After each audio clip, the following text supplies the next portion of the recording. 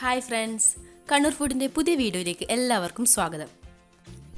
നമ്മളിന്ന് ഉണ്ടാക്കാൻ പോകുന്നത് ഡിഫറെൻ്റ് ആയിട്ടുള്ള ഒരു ചിക്കൻ കറി റെസിപ്പിയാണ്. അപ്പോൾ അതിൻ്റെ ഇൻഗ്രീഡിയൻസിലേക്ക് പോകാം.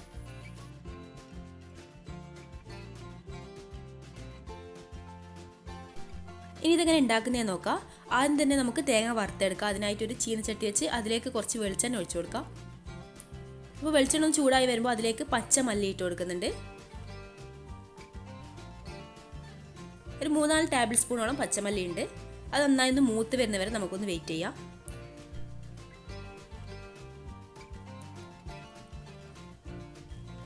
ഇനി ഇതിലേക്ക് 10-15 വറ്റൽമുളകും കൂടി ചേർത്ത് കൊടുക്കുന്നുണ്ട്.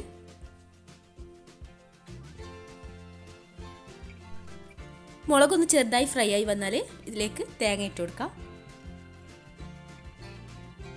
അപ്പോൾ ഞാൻ തേങ്ങ ഇട്ട് കൊടുക്കലാണ്.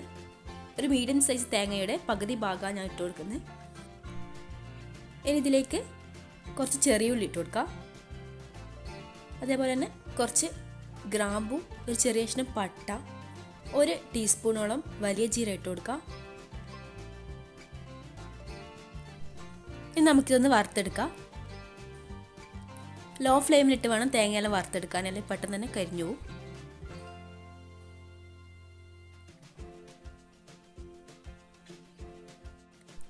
ഞാനിതിലേക്ക് കുരുമുളക് ഇടാൻ വേണ്ടി വിട്ടുപോയിട്ടുണ്ട്. ഈ സമയത്ത് ഞാനത് ചേർത്ത് കൊടുക്കലാണ്. ഇനി നമുക്ക് നന്നായി വറുത്തെടുക്കാം. അതുവരെ നമുക്കൊന്ന് വെയിറ്റ് ചെയ്യാം. അപ്പോൾ നന്നായി ഒന്ന് വറുത്തെടുത്തിട്ടുണ്ട്. ഇനി നമുക്ക് സ്റ്റൗ ഒന്ന് ഓഫ് ചെയ്യാം. സ്റ്റൗ ഓഫ് ചെയ്തതിന് ശേഷവും കുറച്ച് സമയം ഇങ്ങനെ ഇളക്കി കൊടുക്കണം, അല്ലെങ്കിൽ അത് നല്ല ചൂടുള്ള ചട്ടിയായതുകൊണ്ട് തന്നെ പെട്ടെന്ന് കളറ് മാറിപ്പോവും. നമുക്കിതൊന്ന് മാറ്റി വെക്കാം. ഇനി മറ്റൊരു പാനിലേക്ക് കുറച്ച് വെളിച്ചെണ്ണ ഒഴിച്ചു കൊടുക്കാം. ഇതിലേക്ക് 2 മീഡിയം സൈസുള്ള സവാള ഇട്ട് കൊടുക്കാം.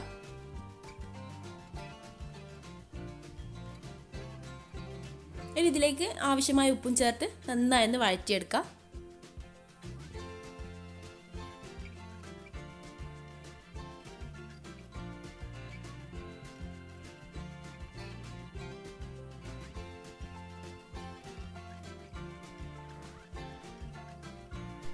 ഉള്ളി നന്നായി വാടി വന്നിട്ടുണ്ട്.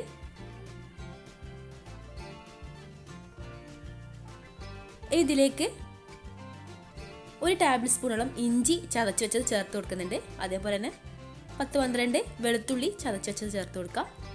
3 പച്ചമുളകും കൂടി ചേർത്ത് കൊടുക്കുന്നുണ്ട്. ഇനി ഇതിൻ്റെ പച്ചമണം മാറുന്നവരെ നമുക്കൊന്ന് വെയിറ്റ് ചെയ്യാം.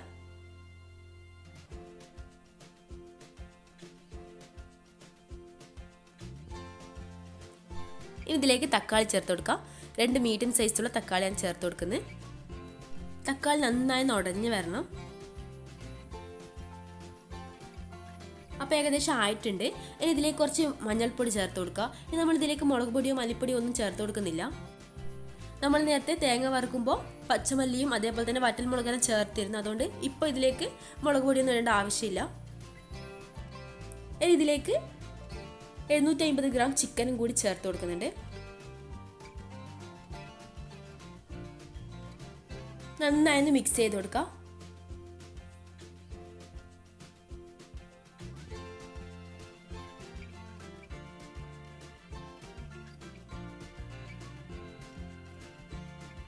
അപ്പോൾ നന്നായി മിക്സ് ചെയ്തെടുത്തിട്ടുണ്ട്. ഇനി നമുക്കൊന്ന് അടച്ചു വെക്കാം. അതിലേക്ക് ഞാൻ വെള്ളമൊന്നും ചേർത്ത് കൊടുക്കുന്നില്ല. അപ്പോൾ ചിക്കൻ തന്നെ നന്നായി വെള്ളം ഇറങ്ങി വരും. ഈ സമയം കൊണ്ട് നമ്മൾ നേരത്തെ വറുത്ത് വെച്ച തേങ്ങ അരച്ചെടുക്കാം. അപ്പോൾ ഞാൻ തേങ്ങ ഒരു മിക്സിയുടെ ജാറിലേക്ക് ഇട്ട് കൊടുക്കുന്നുണ്ട്.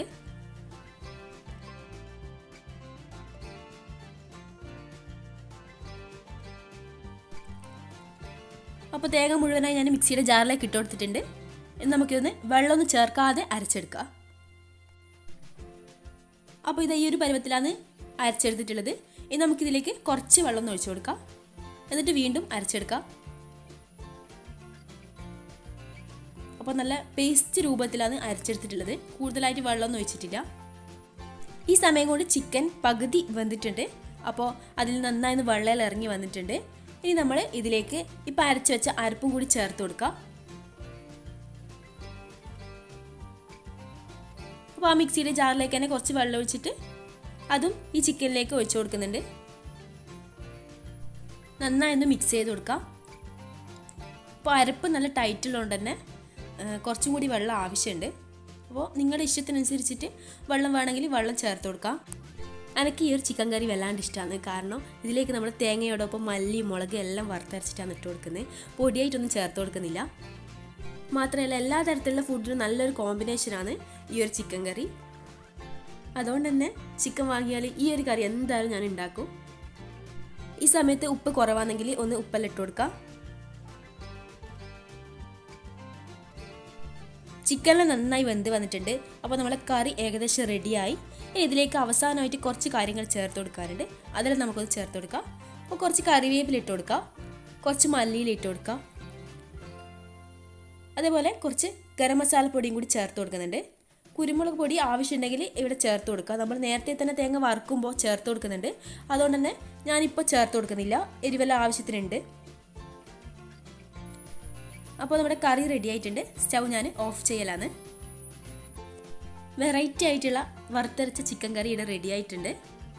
നിങ്ങൾ എന്തായാലും ട്രൈ ചെയ്ത് നോക്കണം. കൂടാതെ ഞങ്ങളുടെ ചാനൽ ഇതുവരെ സബ്സ്ക്രൈബ് ചെയ്യാത്തവർ സബ്സ്ക്രൈബ് ചെയ്യുക, ലൈക്ക് ചെയ്യുക, ഷെയർ ചെയ്യുക, കമൻറ്റ് ചെയ്യുക.